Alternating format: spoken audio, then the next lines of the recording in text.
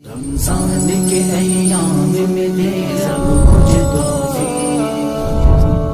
بڑا مسئلہ یہ آتا ہے اکثر لوگوں کے ساتھ، مجھ سے بھی لوگوں نے، عید کی نماز میں اگر مسبوق ہو جائے، اس کی ایک رکعت رہ جائے تو پھر کیا کرے؟ لوگ سمجھتے ہیں کہ جماعت کے ساتھ ہی ہوگی، اس کے علاوہ نہیں ہوگی. اس کا کیا حکم ہے؟ بہت اہم مسئلہ ہے. جی بالکل اہم مسئلہ ہے. مسبوق کا مطلب جس کا کچھ حصہ رہ گیا ہو نماز جی کا. جی جی تو اس کی کئی صورتیں بنتی ہیں. ہم اختصاراً سب صورتوں کا تذکرہ کرتے ہیں. جی فرض کرتے ہیں 2 رکعت نماز ہے، ایک آدمی پہلی رکعت میں شامل ہوا جبکہ امام جو زائد تکبیرات ہیں نا 3 وہ کہہ چکا ہے، اس کے بعد وہ شامل ہوا.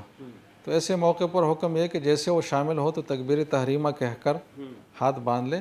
اس کے بعد 3 تکبیرات اپنے طور پر کہہ لے. اللہ اکبر کہہ کر ہاتھ چھوڑ لے، پھر دوسرے میں اللہ اکبر کہہ کر ہاتھ چھوڑ لے، پھر تیسرے میں اللہ اکبر کہہ کر ہاتھ باندھ لے، اور پھر امام کے ساتھ مطلب قرات جو شامل ہو جائے، جو قرات ہے وہ سنتا رہے، پھر رکوع میں چلا جائے. اس طریقے سے دوسری رکعت ہوگی.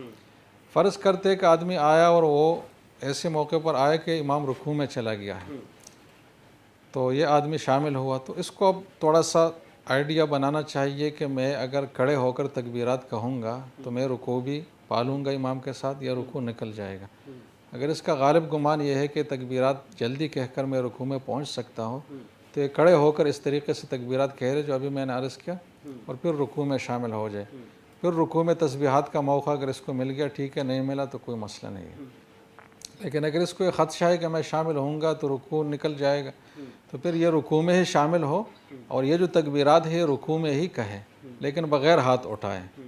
ہاتھ گھٹنوں پر ہی رہے، بغیر ہاتھ اٹھائے 3 تکبیرات کہے، اور پھر اگر موقع ہے تو رکوع کی تسبیح بھی کہے، ورنہ اگر نہیں ہوا تو کوئی مسئلہ نہیں ہے. تو یہ صورت ہے. اب فرض کر لیتے کہ آدمی آیا اور اس کی پہلی رکعت پوری نکل چکی ہے، گئی. ہاں، دوسرے میں شامل ہو. دوسرے میں شامل ہوا تو دوسرے میں امام کے ساتھ یہ چلے گا آخر تک، اور جب وہ سلام پھیرے گا تو اپنی رکعت کے لیے کھڑا ہوگا. تو اس میں پھر یہ قرات پہلے کرے گا، یعنی کھڑے ہونے کے بعد ثنا، تعوذ، تسمیہ، قرات، سورت سب کرے گا. اس کے بعد رکوع میں جانے سے پہلے 3 تکبیرات اسی طریقے سے کہے گا، پھر رکوع میں جائے گا.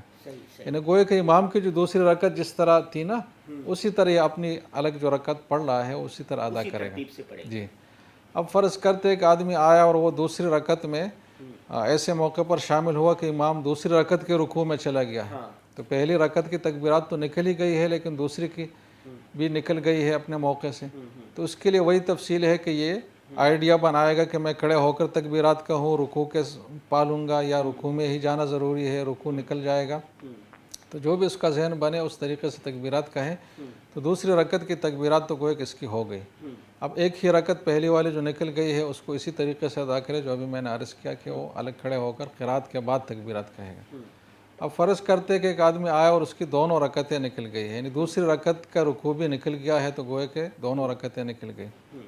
رکوع کے بعد کسی بھی موقع پر شامل ہوا دوسری رکعت کے رکوع کے بعد، تو اس کی دونوں رکعتیں نکل گئی ہے. تو یہ امام کے ساتھ جب سلام پھیرے گا تو اس کے بعد کھڑا ہوگا اور پھر اس پراپر طریقے سے نماز عید پڑھے گا جیسے کہ امام نے پڑھی ہے، کہ پہلے ثنا کے بعد 3 تکبیریں کہے گا، پھر اعوذ باللہ بسم اللہ قرات کر کے رکوع کرے گا، پھر دوسری رکعت میں پہلے قرات کرے گا، پھر اس کے بعد رکوع میں جانے سے پہلے 3 تکبیرات زوائد کہے گا.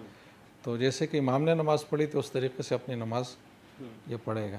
ایک آدمی آیا اور اس کو عید کی نماز ہی نہیں ملی، سلام سے پہلے شامل ہی نہیں ہوا، تو عید کی نماز ایسی چیز نہیں ہے جو آدمی اکیلے پڑھ سکے. اس کو چاہیے کہ دوسری جگہ جلدی جانے کا اہتمام کرے کہ دوسری جگہ اس کو مل جائے. بالفرض کسی بھی جگہ عید کی نماز نہیں ملی تو اس کی کوئی اور صورت نہیں ہے کہ اس کو اپنے طور پر ادا کیا جائے اکیلے.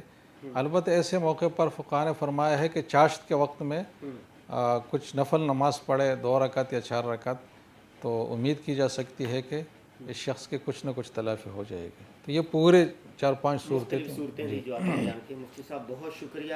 آپ نے چاند رات کی فضیلت، عید کے دن کی فضیلت، عید کے مستحب اعمال، عید میں کیا کرنا چاہیے اور اللہ کی طرف سے جو کچھ انعام ملنے والا، اور سب سے بڑا کہ نماز میں اگر کوئی مسبوق ہو جائے تو اس کا کیا طریقہ، تفصیلی گفتگو کی. جی ناظرین، مفتی محمد حسین خلیل صاحب نے بہت تفصیل کے ساتھ اس پر بات کی ہے. آپ نے لیلۃ الجائزہ، چاند رات کی جو فضیلت بیان کی ہے. چاند رات کو آپ نے اس طرح گزارنا ہے، شاپنگ میں نہیں گزارنا، ساری رات شاپنگ نہیں کرتے رہنا ہے. اور اسی طرح عید کے جو مستحب اعمال ہے آپ نے وہ سارے کے سارے کرنے ہیں. ہمیں دیجیے اجازت، دوبارہ حاضر ہوں گے نئے موضوع کے ساتھ. السلام علیکم ورحمۃ اللہ. رمضان کے ایام میں